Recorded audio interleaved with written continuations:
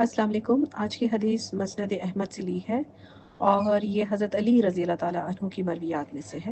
حضرت علی رضی اللہ تعالیٰ عنہ سے مروی ہے کہ جناب رسول اللہ صلی اللہ علیہ وسلم نے حجۃ الوداع کے موقع پر میدان عرفات میں وقوف کیا، یعنی وہاں پر ٹھہرے اور فرمایا کہ یہ وقوف کی جگہ ہے اور پورا عرفہ ہی وقوف کی جگہ ہے۔ پھر غروب شمس کے بعد آپ صلی اللہ علیہ وسلم روانہ ہوئے وہاں سے، اپنے پیچھے حضرت اسامہ کو بٹھا لیا، یعنی آپ اونٹنی پر سوار تھے اور اپنے پیچھے حضرت اسامہ کو بٹھایا اور اپنی سواری کی رفتار تیز کر دی۔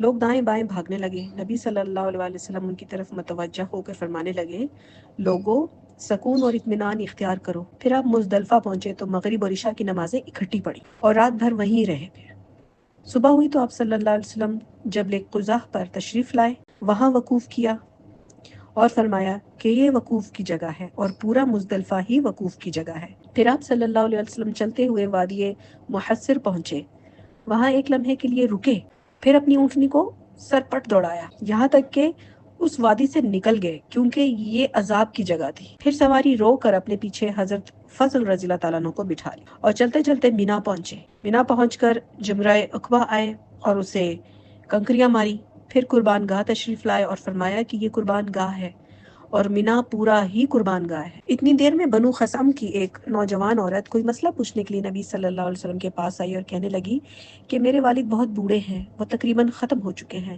لیکن ان پر حج بھی فرض ہے، کیا میں ان کی طرف سے حج کر سکتی ہوں؟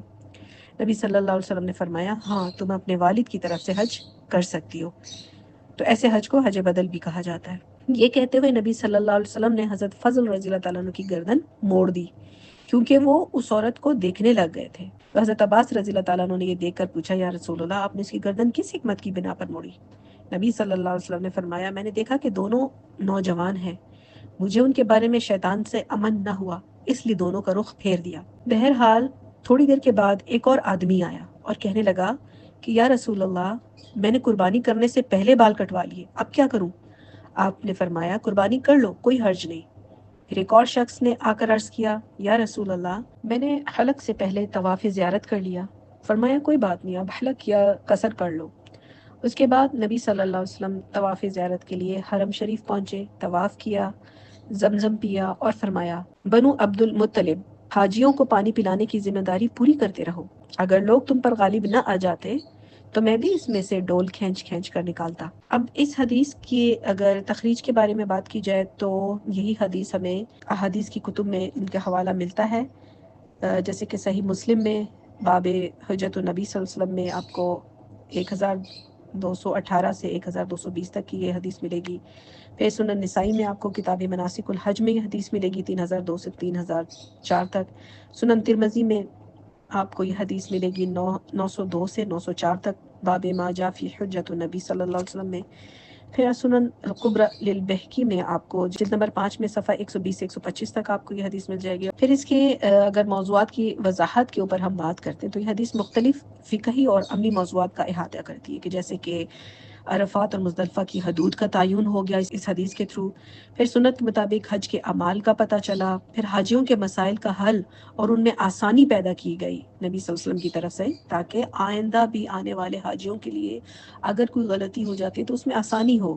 پھر شیطانی وسوسوں سے بچنے کی تعلیم فرما دی، پھر زمزم کی فضیلت کے اوپر بات کی اور حاجیوں کی خدمت کے اوپر معمور کیا بنو عبد المطلب کو۔ اس حدیث کا پس منظر یہ ہے کہ حجۃ الوداع اسلام کی تاریخ میں نبی اکرم صلی اللہ علیہ وسلم کا آخری حج تھا، جو 10 ہجری میں ادا کیا گیا۔ اس حج میں آپ صلی اللہ علیہ وسلم نے نہ صرف عملی طور پر مناسک حج ادا کیے، بلکہ صحابہ کرام کو دین کے اہم اصول و ضوابط کی تعلیم دی اور امت کے لیے رہنمائی فراہم کی۔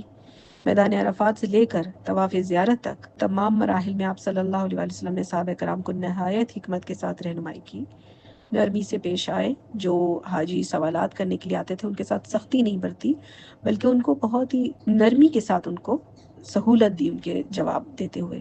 نتیجہ اس حدیث کا یہ نکلتا ہے کہ یہ حدیث مختلف کتب حدیث میں روایت کی گئی اور اس کے الفاظ کے مختلف ترک موجود ہیں، اور اس کی تخریج سے یہ واضح ہوتا ہے کہ نبی کریم صلی اللہ علیہ وسلم نے حج کے اعمال میں جو ترتیب اور تعلیمات دی ہیں وہ آسانی، حکمت اور امت کی رہنمائی پر مبنی ہے۔ اور یہ حدیث حج کے مناسک کی تفصیلات کے ساتھ ساتھ رسول اللہ صلی اللہ علیہ وسلم کی حکمت، رحمت اور امت کے لیے رہنمائی کو اجاگر کرتی ہے۔